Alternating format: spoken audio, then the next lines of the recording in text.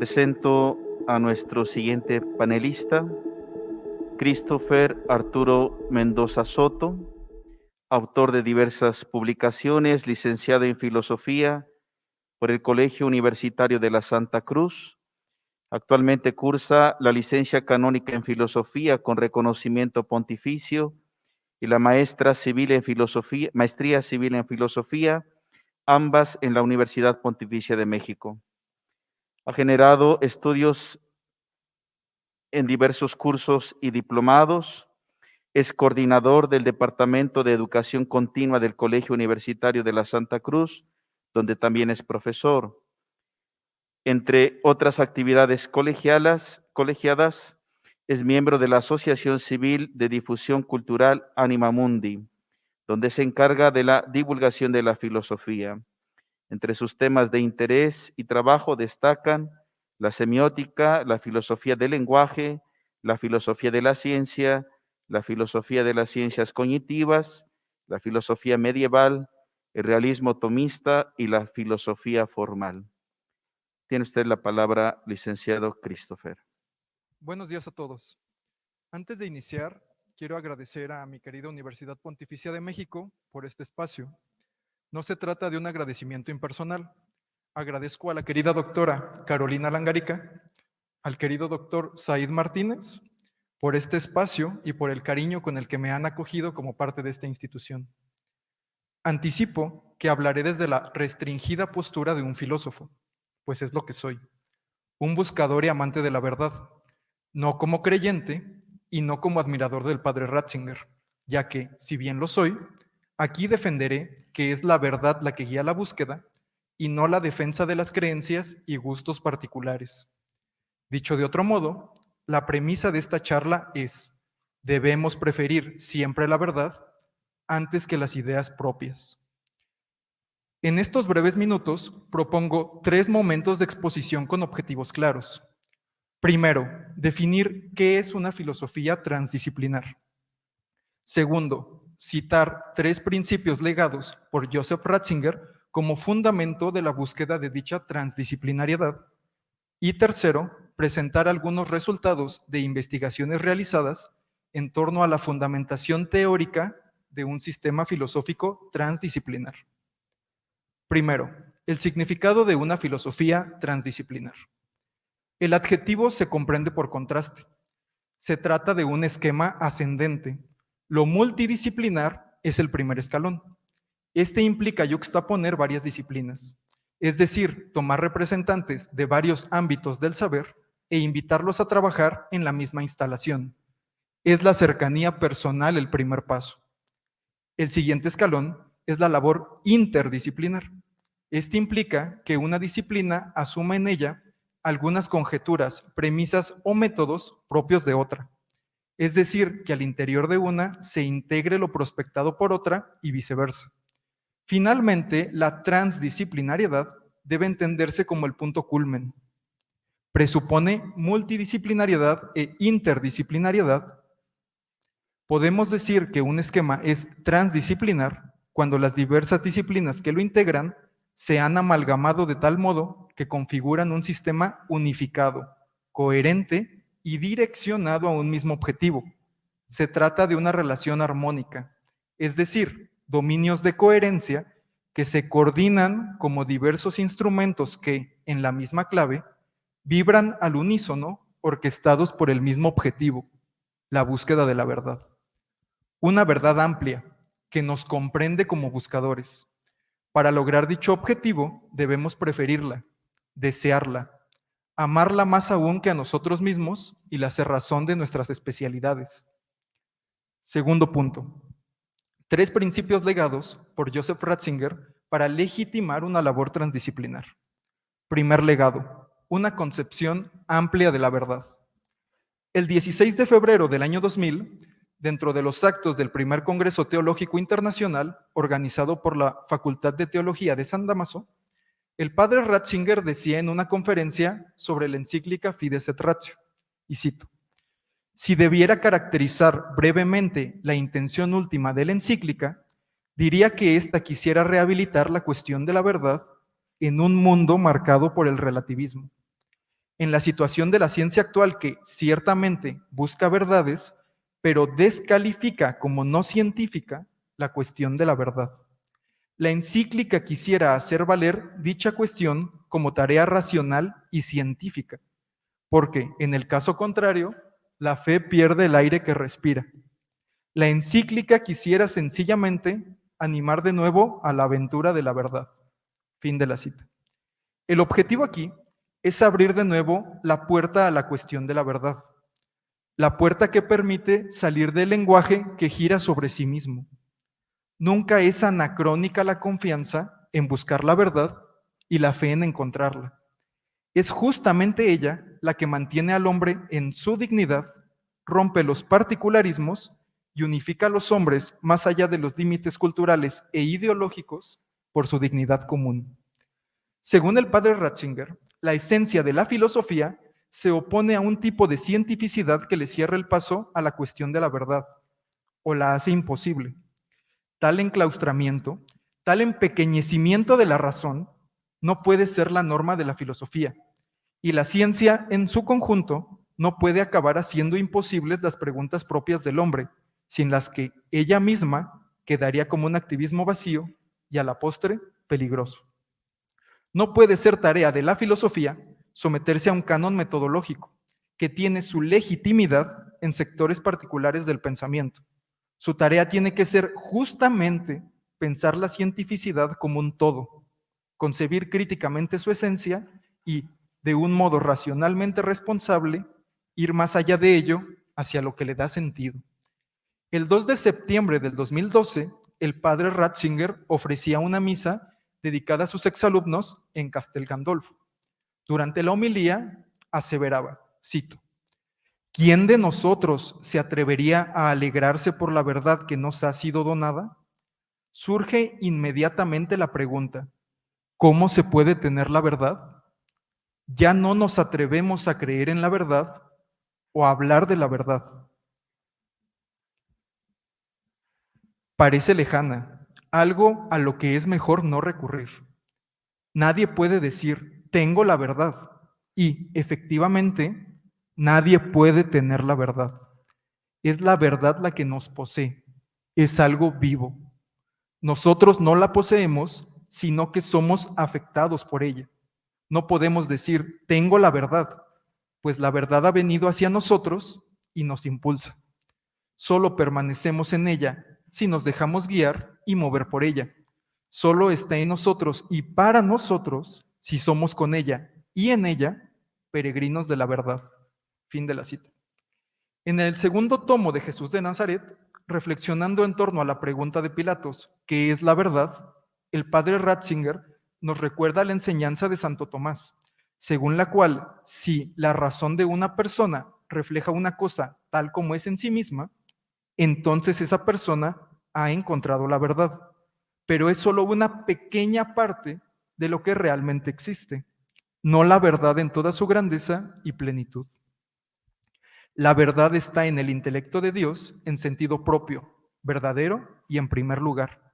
En el intelecto humano, sin embargo, está en sentido propio y derivado. En Spe Salvi encontramos las consecuencias de abandonar la búsqueda de la verdad. Y cito, puede haber personas que han destruido totalmente en sí mismas el deseo de la verdad y la disponibilidad para el amor. Personas en las que todo se ha convertido en mentira. Personas que han vivido para el odio y que han pisoteado en ellas mismas el amor. Esta es una perspectiva terrible, pero en algunos casos de nuestra propia historia podemos distinguir con horror figuras de este tipo. En semejantes individuos no habría ya nada remediable y la destrucción del bien sería irrevocable. Esto es lo que se indica con la palabra infierno. Cierro cita. La capacidad de sufrir por amor a la verdad es un criterio de humanidad. Esta capacidad de sufrir en pro de la verdad depende del tipo y de la grandeza de la esperanza que llevemos dentro y sobre la que basamos nuestra vida, que es búsqueda constante. Por lo tanto, el primer principio filosófico se reduce a las siguientes sentencias. 1. la verdad es más amplia que nuestra capacidad de buscarla y conocerla. 2. Esta verdad dirige la búsqueda. Es el suelo firme en el cual confiamos nuestro andar como buscadores. Y 3. La labor filosófica consiste en la evaluación y el redimensionamiento de las áreas del saber humano que pretendan poseer la verdad absoluta, al mostrar que tal verdad, si bien puede ser real, no agota la verdad en sentido amplio. Pasemos al segundo legado, la complementación razón y fe. El martes 12 de septiembre del 2006, el padre Ratzinger impartió una conferencia titulada Fe, Razón y Universidad en la Universidad de Ratisbona. Aquí responsabiliza el proyecto kantiano y el proyecto cientificista de la separación entre la razón y la fe con las siguientes palabras. En el trasfondo de todo esto subyace la autolimitación moderna de la razón clásicamente expresada en las críticas de Kant, aunque radicalizada ulteriormente, entre tanto, por el pensamiento de las ciencias naturales. Esto implica dos orientaciones fundamentales y decisivas para nuestra cuestión. Solo el tipo de certeza que deriva de la sinergia entre matemática y método empírico puede considerarse científica. Todo lo que pretenda ser ciencia ha de atenerse a este criterio. También las ciencias humanas, como la historia, la psicología, la sociología y la filosofía, han tratado de aproximarse a este canon de valor científico. Además, es importante para nuestras reflexiones constatar que este método, en cuanto tal, excluye el problema de Dios, presentándolo como un problema acientífico o precientífico. Pero de este modo nos encontramos ante una reducción del ámbito de la ciencia y de la razón que es preciso poner en discusión. Cierro cita. Si la ciencia en su conjunto es solo esto, entonces la concepción del hombre mismo sufriría una reducción, pues los interrogantes propiamente humanos, es decir, de dónde viene y a dónde va el hombre, no pueden encontrar lugar en el espacio de la razón común descrita por la ciencia y tendrán que desplazarse al ámbito de lo subjetivo. Tristemente, esto no es una predicción, sino una constatación. El sujeto, basándose en su experiencia, decide lo que considera admisible en el ámbito religioso y la conciencia subjetiva se convierte en definitiva en la única instancia ética. Pero, de este modo, el etos y la religión pierden su poder de crear comunidad y se convierten en un asunto totalmente individual. En Deus Caritas Est encontramos explícita la relación postulada entre razón y fe. La naturaleza específica de la fe es la relación con Dios vivo, un encuentro que nos abre nuevos horizontes mucho más allá del ámbito propio de la razón, pero al mismo tiempo es una fuerza purificadora para la razón misma. La libera de su ceguera y la ayuda así a ser mejor ella misma. La fe permite a la razón desempeñar del mejor modo su cometido y ver más claramente lo que le es propio. En Caritas in Veritate nos demuestra cómo solo en la verdad resplandece la caridad y puede ser vivida auténticamente. La verdad es luz que da sentido y valor a la caridad. Esta luz es simultáneamente la de la razón y la de la fe, por medio de la cual la inteligencia llega a la verdad natural y sobrenatural de la caridad, percibiendo su significado de entrega, acogida y comunión. No obstante, y como muestra de la eficacia del punto siguiente, es Jürgen Habermas, quien como resultado de su diálogo con el padre Ratzinger ofrece tácitamente un consejo acertado para el programa de restauración de la relación armónica entre fe y razón. Habermas dice: la modernidad ha roto la síntesis de la fe y la razón que había reinado de San Agustín hasta Santo Tomás. Es a ellos a quienes debemos volver. Por lo tanto, el segundo principio se debe reducir a las siguientes sentencias. 1. Es prudente volver a los autores para los que la fe y la razón son una síntesis que supera ambos aspectos. 2. No debemos caer en la división ilusoria que segmenta las capacidades humanas en dominios inconexos. Y 3. La razón y la fe son dos aspectos del mismo constitutivo humano habilitado para su encuentro parcial y progresivo con la verdad. Pasemos ahora al tercer principio legado por el padre Ratzinger, el carácter dialogante de la búsqueda. En Caritas in Veritate encontramos las siguientes líneas.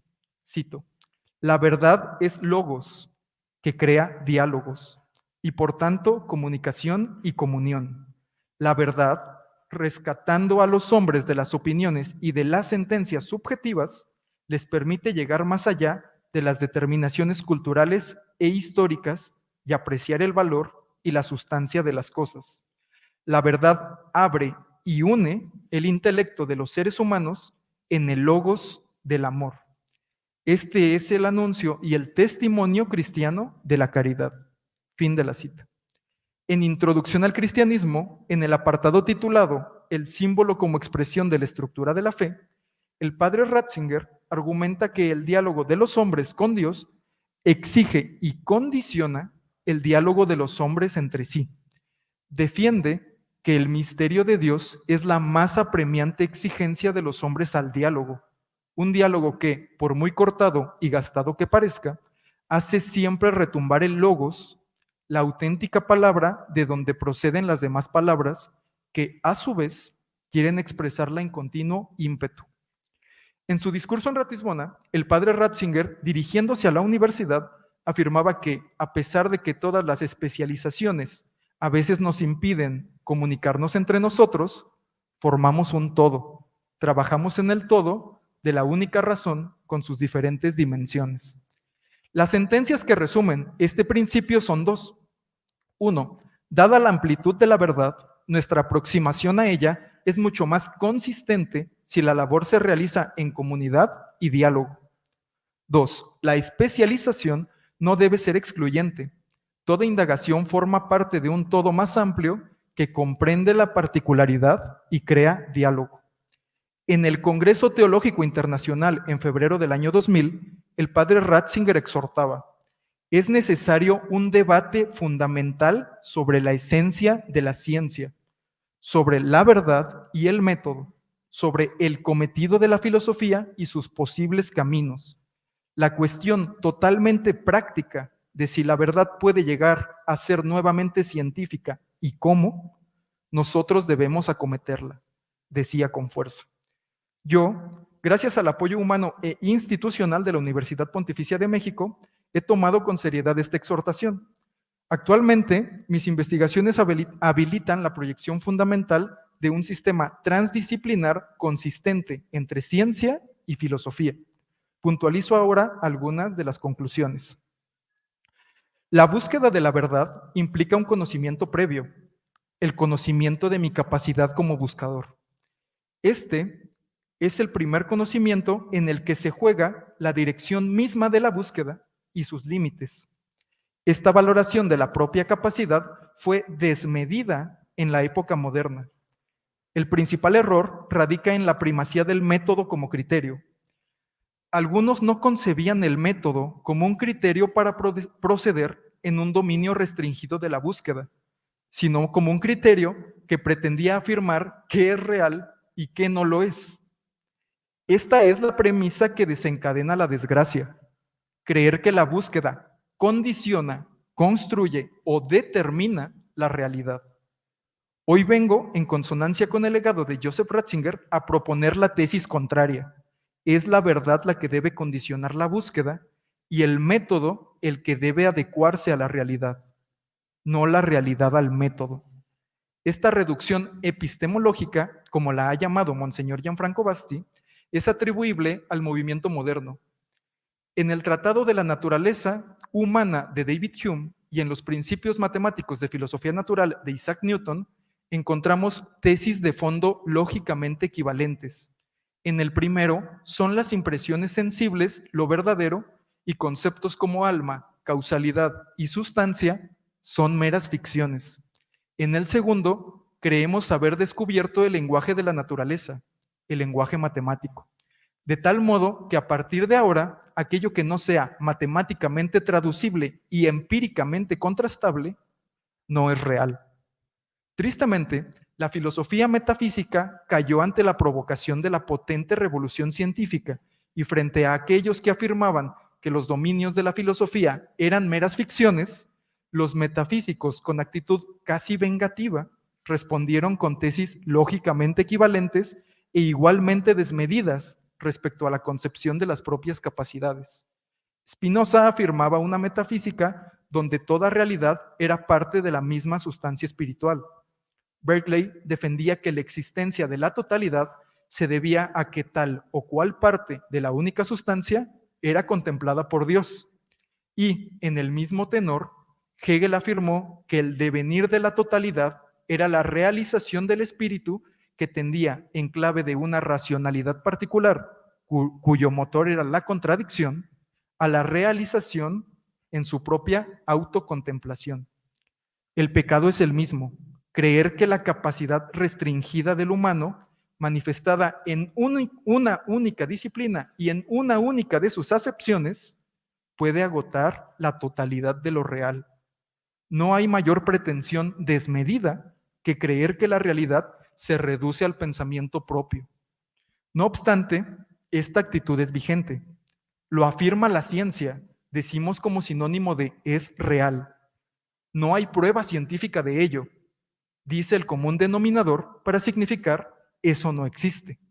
El cientificismo prima y permea el pensamiento con una máxima. Solo los enunciados científicos son verdaderos. Pero hay un error en el corazón de esta tesis, como lo hay en el corazón de las ciencias formales y de los sistemas filosóficos que buscan ser completos y consistentes al mismo tiempo. El enunciado, solo los enunciados científicos son verdaderos, no es un enunciado científico, sino semántico. Decir, solo aquello comprobable con el método científico es real, no es un enunciado comprobable por el método científico, pues se trata de una aseveración ontológica. Este problema, el problema de la autorreferencialidad de los enunciados semánticos, ha sido llevado a sus últimas consecuencias lógico-formales por uno de los más grandes matemáticos y, a mi parecer, uno de los más grandes filósofos del siglo XX. Kurt Gödel demostró con sus teoremas de incompletitud que todo lenguaje formal no puede pretender demostrar su propia consistencia. Esto es llevado a todo sistema semánticamente cerrado por Alfred Tarski. Dicho de otro modo, toda teoría que busque ser verdadera y no caer en contradicción no puede demostrar enunciados relativos a su verdad desde dentro de sí misma. Las consecuencias de esta imposibilidad son increíblemente valiosas para el tema que nos ocupa. Primero, el acceso a la verdad de todo sistema teórico debe ser fundamentado desde otro sistema de orden superior, es decir, un sistema que funja como metalenguaje y comprenda al primer sistema a modo de lenguaje objeto. Segundo, el sistema de orden superior que legitima el acceso a la verdad de un sistema como la ciencia natural es la ontología, pues aborda los estratos de la realidad en su mayor amplitud y asigna los dominios propios de cada ciencia restringidos a la capacidad comprensiva de sus métodos. Tercero, la ontología necesita a su vez legitimar su acceso a la verdad por medio de un esquema de orden superior que habilite una apertura tal que, sin la pretensión de demostrar su consistencia de modo completo, la mera postulación de su existencia le dé coherencia al sistema en cuestión desde un proceso abierto y un caminar adecuativo.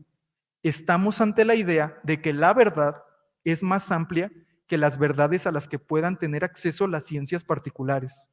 No obstante, estas verdades particulares son parte de la verdad en sentido amplio. Lo verdadero como trascendental dirige la búsqueda, como condición de posibilidad de esta.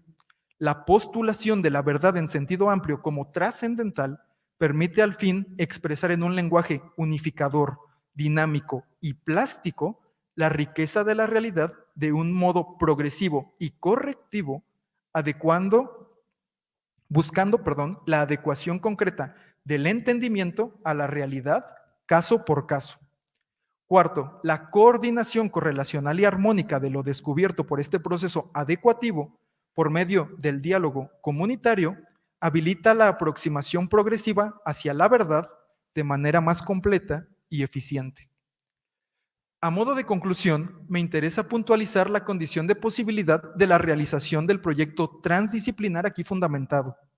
Esta premisa ha dirigido toda la presente exposición y se ha reiterado a lo largo del discurso más de una vez. La realidad, fundamento de la verdad en sentido amplio, es independiente del capricho suyo y mío, pero es fundamento común de todas nuestras conjeturas verdaderas.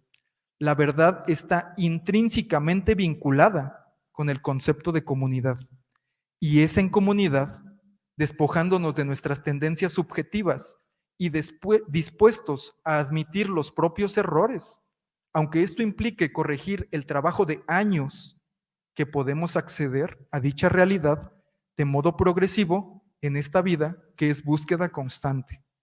Me permito cerrar con las mismas palabras con las que el padre Ratzinger cerraba la homilía dedicada a sus exalumnos el 12 de septiembre del 2012. Pidamos perdón al Señor por nuestra indiferencia, por nuestra miseria que nos hace pensar solo en nosotros mismos, por nuestro egoísmo que no busca la verdad, sino que sigue su propia costumbre. Gracias.